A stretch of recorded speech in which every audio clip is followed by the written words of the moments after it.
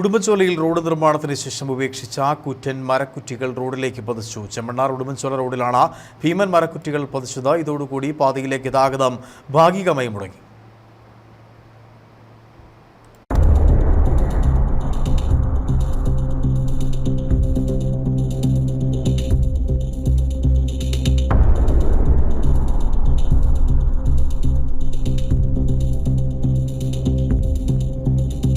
കഴിഞ്ഞ ദിവസം പെയ്ത ശക്തമായ മഴയിലാണ് ഭാഗികമായി ഗതാഗതം തടസ്സപ്പെടുത്തക്ക രീതിയിൽ മരത്തിന്റെ അവശിഷ്ടങ്ങൾ റോഡിലേക്ക് പതിച്ചത്.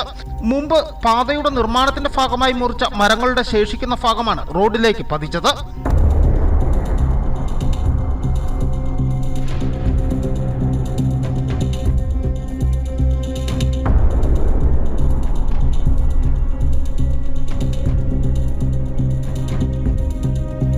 ഇതോടുകൂടി ഇവിടെ ഭാഗികമായി ഗതാഗതം തടസ്സപ്പെട്ടു. രാത്രികാലങ്ങളിൽ അപകടത്തിനും ഈ മരക്കുറ്റികൾ കാരണമാകുമെന്നാണ് നാട്ടുകാർ ചൂണ്ടിക്കാണിക്കുന്നത്. അധികൃതർ അടിയന്തരമായി ഇവ നീക്കം ചെയ്യുവാൻ തയ്യാറാകണമെന്നും നാട്ടുകാർ ആവശ്യപ്പെട്ടു. ഇത്തരത്തിൽ 100-ലധികം മരക്കുറ്റികളാണ് എപ്പോൾ വേണമെങ്കിലും പാതയിലേക്ക് പതിക്കാവുന്ന തരത്തിൽ നിലനിൽക്കുന്നത്.